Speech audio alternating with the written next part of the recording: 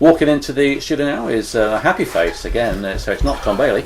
It is in fact victorious manager, joint manager Scott, and once again we're here smiling and grinning. Another great performance, another 3 points. You've heard the results of the other teams. I have, yes. The march continues. It must be a great position to be in. Fantastic, and to play, in my opinion, this week play some fantastic football as well. Today we were really good. We were always in control of the game today, I felt. They're a tricky side. We played them earlier in the season and won 1-0 down there, and they were played really well. And I thought that they probably did play pretty well today, but we were just got the bit between our teeth at the moment. I think we can see that the end's in sight. So the guys did a fantastic job today. They did. It started off very cagey, didn't it? The first action really was a booking for Moorman, which seemed ridiculous from the referee. Again, there's some strange decisions by the referee, but we won't go into that after last week's abortion. But as soon as we got that first goal, they came in space, didn't they? Left them there, signing off with a nice goal for us. So. Yeah, it was a good goal from James. I think he had a shot and it's come back to him, and he scuffed it a little bit, but they all count, I suppose. It's nice for him to sign off. He's now got 2 game suspension coming up with his 10 yellow card, so nice for him to get a goal.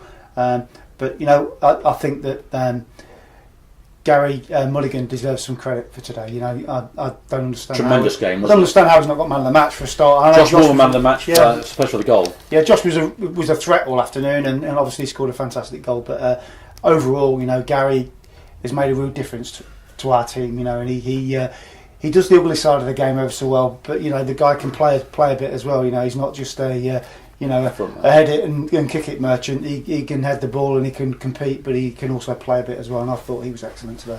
Yeah, it's strange. Both Elliot Sandy and Brett Solger said the same thing. He might not score a lot of goals, but he's a tremendous workhorse, and that's exactly what we need when we're moving and juggling the team around. Yeah, definitely. And I'm really pleased as well with.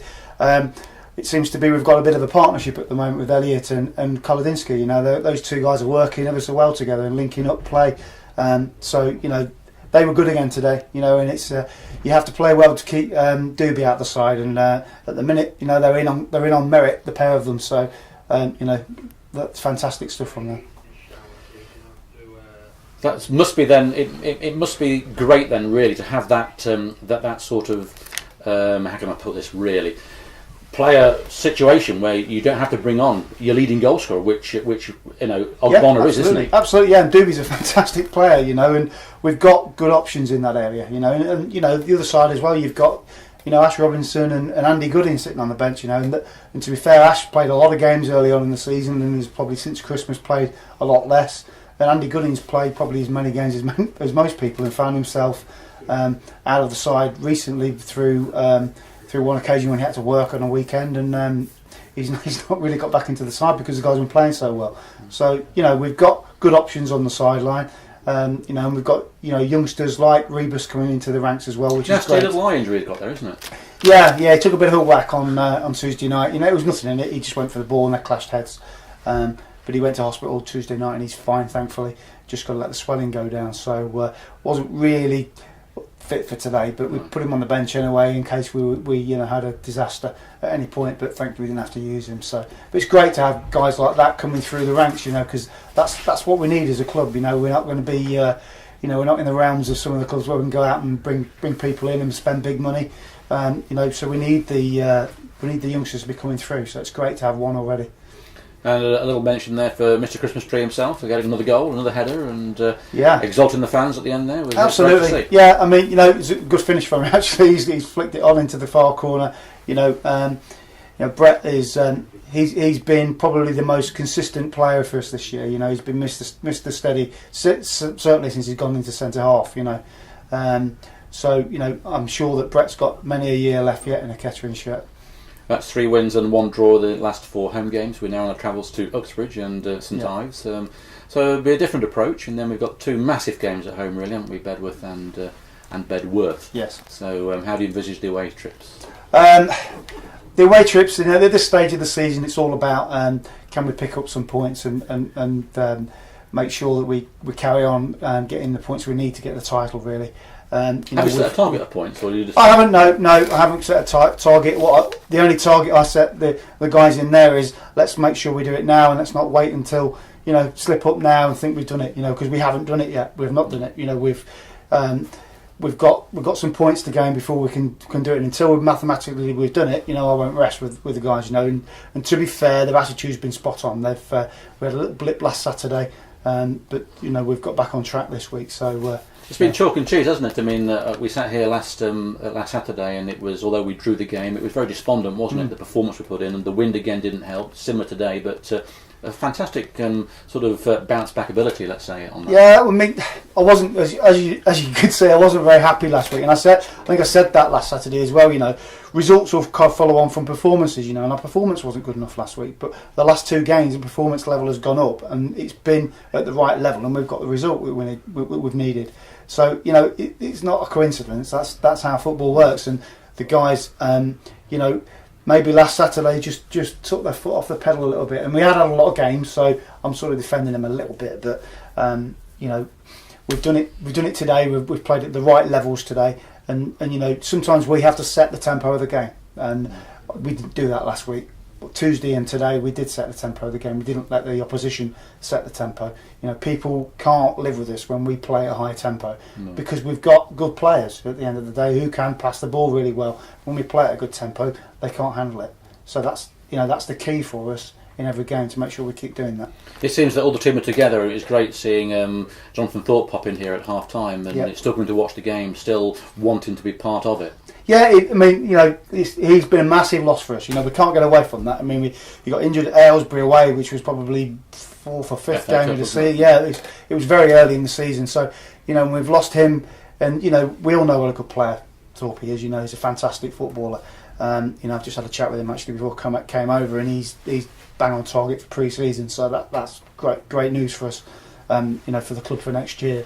But he's big loss for us. But then we've managed to bring people on who have changed things for us. Like Andy Hall going out on the right hand side in the last few weeks. He's like, we've got a different player all of a sudden. Andy had a bit of a sticky patch around Christmas time. I remember talking to you and Tom. You were both saying that both Andy Hall and Hoban at the time, who's now gone to Corby, you weren't really quite sure where to play them because they both favoured the other foot. Yeah. But it seems since Hoban's gone that Andy Hall has really come into his own again. Yeah, and I think that the opportunity for that happens because Josh Moorman comes back into the fray, having been on loan. Because Josh didn't really get going the first half of the season. He was ill over the pre-season, and things weren't happening for him, and he got a few knocks and niggles. So we sent him away, and he got a few games under his belt when he's come back. And ever since he's come back, he's been great. Josh will always give you 100%. He doesn't always deliver as he perhaps should, but he does always give us 100%. And today he's shown what he is capable of. When Josh is running at people, it really frightens defenders. And what a goal, wasn't it? And what a fantastic strike, yeah. But what that does do, it because Josh works so hard, it means that we do, because Josh works the other way as well defensively, but it almost forces everybody else to do it, if that makes sense. And I think Andy's whole game has got a lot better since Josh has played, because Andy's tracking back as well now and working really hard to get the ball back for us, and he's starting to get delivery into the box, which is, obviously that's what we want from a winger. But they're both catching him with the goals themselves, so yeah. Disappointing at conceding one? Very, yeah, hate it. And the players are the same. The goalkeeper, obviously, Knighty's less than happy in there. It's 4-0. It's 5 minutes to go, and we just took a foot off the pedal a little bit too much. You've got to blame Chris and myself for this, really, because whenever we get on the ladder to come into the studio, there's always a goal scored at one end or the other. I said something's going to happen here, and yes, it did. Yeah. Once again, we missed it, and it was this time. Yeah. To be fair to the lad, it was a great header. It was right in the corner, but we shouldn't be letting that cross come into the box for a kick off, and then he was unmarked, to be fair, but it was a good header. So. Look, we can't complain too much. We've conceded a goal, and we don't want to be conceding goals, but we've got the 3 points, and we've played really well today. So that's the most important thing. I suppose also the pleasing aspect is you've got a week off now, not a midweek game. We're now back to playing Saturday, Monday, Saturday, haven't we? So rather than playing as many games as we did last season and this season. Absolutely, yeah. And I think we were showing signs of being tired. Certainly last weekend, and that. in some ways, in a strange way, probably helped us a little bit with this final week of this spell of Saturday, Tuesday games, because Tuesday night, I think we could tell by the way we started the game that as a group we felt we needed to put things right from the Saturday and prove a point. And then today we've rolled that on as well. So that's probably that little kick up the backside last weekend has helped us this week. But now, like you say, we've got a week off to prepare for next Saturday. Which, you know, the games, every game now is a big game, isn't it? You know, it's cup final games, isn't it? It's that scenario. You know, and we need, and I want that. I'd rather we looked upon it like that. You know, it's our cup final. It's our cup final because I've said this all the way through the season. Everyone we play, it's their cup final. And, you know, now we're turning the tables on that a little bit because it's ours as well. So, you know, it makes for good football. Well, one incentive for next week is that Uxbridge have already beaten us 1-0 here, and we don't want any team to do a double over us, do we? No, absolutely not. No, they're an awkward side, Uxbridge. I remember last year we went there and we lost, I think it was 3-2 or 3-1 at their place last year when we'd been on I think we hadn't been beaten for God knows how many games, and then we lost Royston, and then we went to Uxbridge and lost at Uxbridge as well.